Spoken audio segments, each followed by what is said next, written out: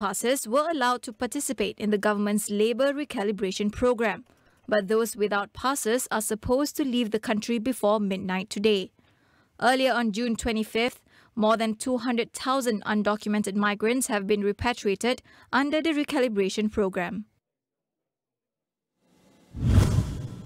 6 telecommunication companies agreed to take up stakes in Digital Nasional Berhad for the 5G network rollout. Communications and Multimedia Minister Tan Sri Anwar Musa says a 70% stake in DNB will be divided between the 6 mobile network operators. Anwar shared that everything is going according to plan and issues pertaining to transparency and pricing have been sorted out. An official announcement will be made next week. DNB is the government's special purpose vehicle to roll out and own the 5G network infrastructure nationwide. Yesterday, the Straits Times reported that a non-binding term sheet had been agreed upon by 6 telcos ahead of the June 30th deadline. This includes Celcom Axiata Berhad, Digi.com Berhad, Maxis Berhad and U Mobile Sendirian Berhad. YTL Communications Sendirian Berhad and Telekom Malaysia Berhad have already signed an agreement to take an equity stake in DNB. The M40 group should be included in the government's cash aid scheme to tackle rising cost of living. Pematang Pasir Assemblyman Faiz Fazil criticised the government's move to exclude the group from the scheme, saying they have been treated like stepchildren. Faiz said assistance should be provided based on the size of a household and area of residence, adding that more than 600,000 households from the M40 group had slipped to the B40 group. He suggested for the government to study a digital food voucher system for the lower M40 group using identification cards. Last week, Prime Minister Ismail Sabri Yaakob announced a 100 ringgit increase in the Bantuan Keluarga Malaysia cash aid following the removal of certain subsidies and ceiling prices. Households earning 5,001 ringgit or more are not eligible for the scheme. Meanwhile, the Australian government is looking into the delay of visas for Malaysians following multiple complaints. Australia's Foreign Minister Penny Wong says they are aware of the issue and working to remedy the situation.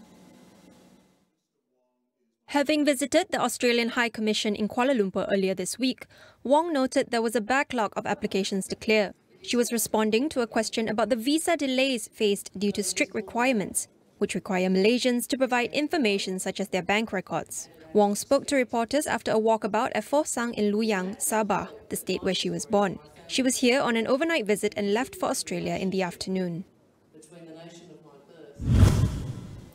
Less than 1% of domestic workers in the Asia-Pacific region receive comprehensive social protection. The International Labour Organization highlights the many barriers faced by the group and the need for more effort to protect and support them.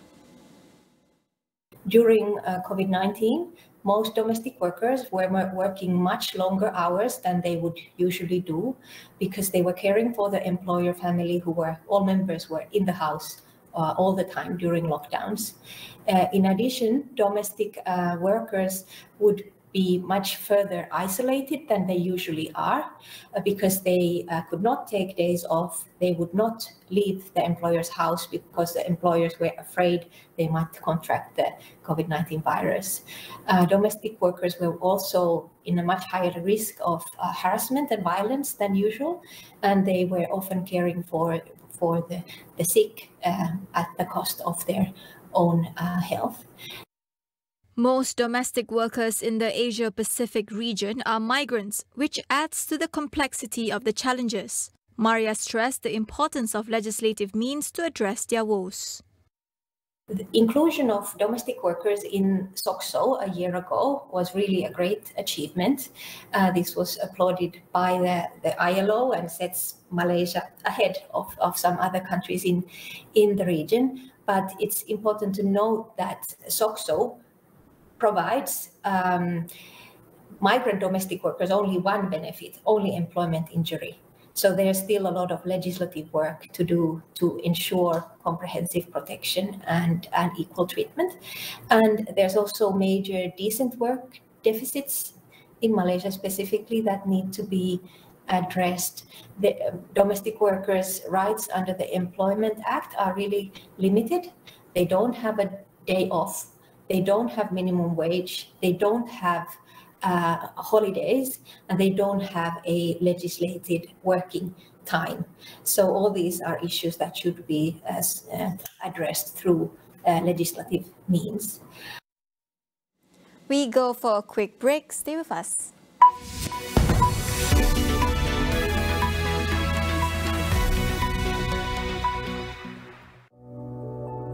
COVID-19 memperlihatkan kepada kita betapa pantasnya adaptasi teknologi di kalangan PKS kita.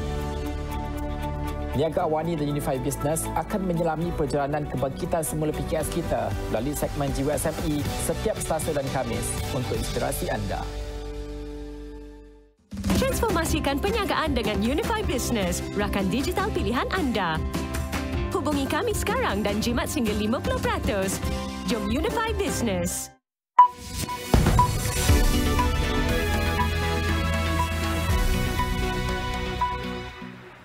Welcome back. Employees can start applying for flexible working arrangements beginning September 1st. This follows the amendment to the Employment Act 1955, which comes into force on that date. How feasible is it and what challenges can we foresee in its implementation? We speak to Effendi Abdul Ghani from the Malaysian Trades Union Congress. As you know that in the Act, the new amendment for Employment Act 2022, I think the statements is allow all the workers can apply, all the employees can apply. But it also depends, I think the Deputy Minister statement that it also depends on the employer. Because I also that for the MT, yes, we say that it depends on the needs of the employer. So secondly, the employers can apply to the employer, but it's based on both consensual agreement between the employer and the employees.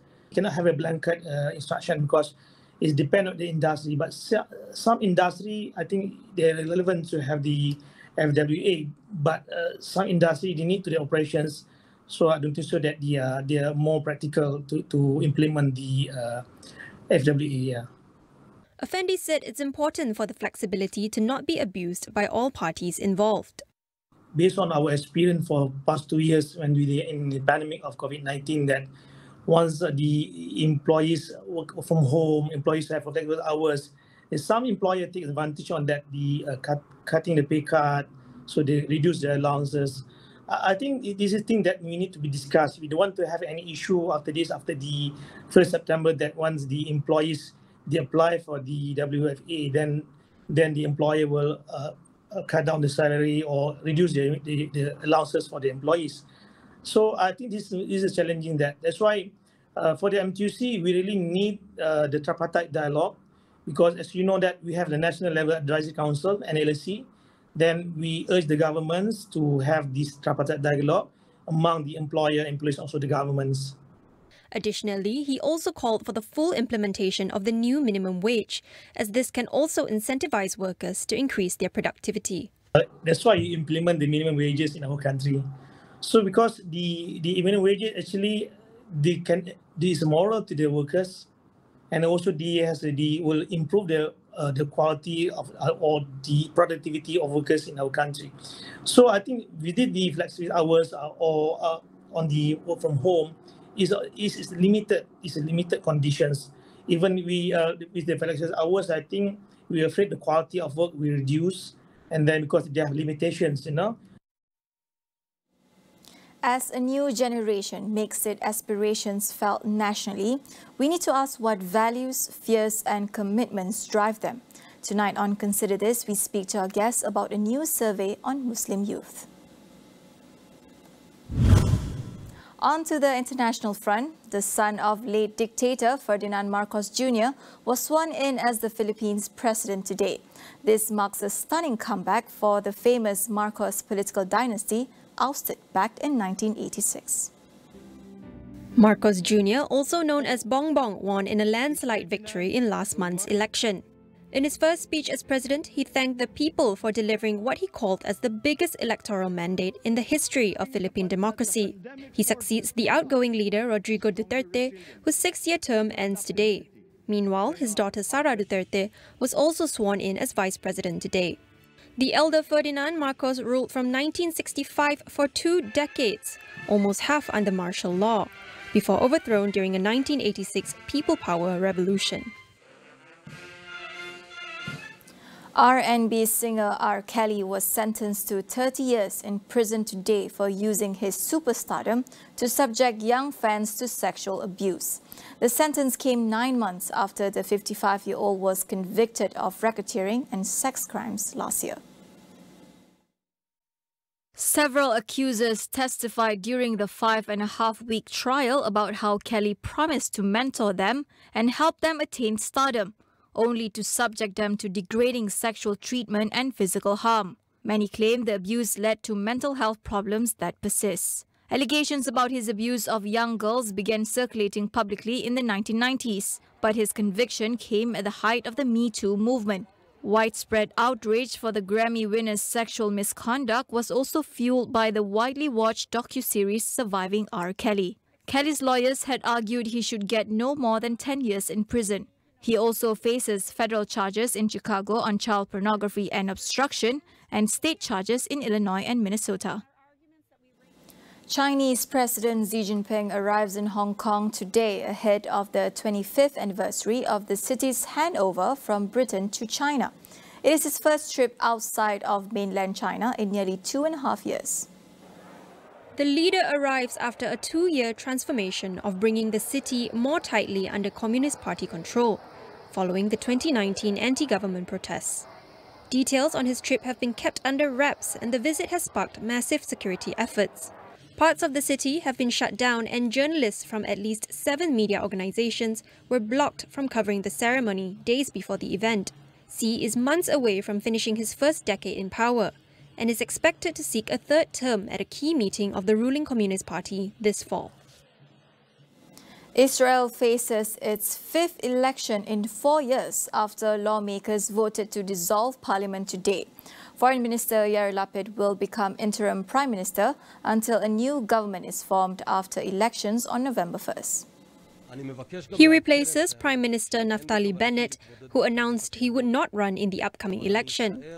The two politicians announced their plan to dissolve Israel's parliament on June 20th.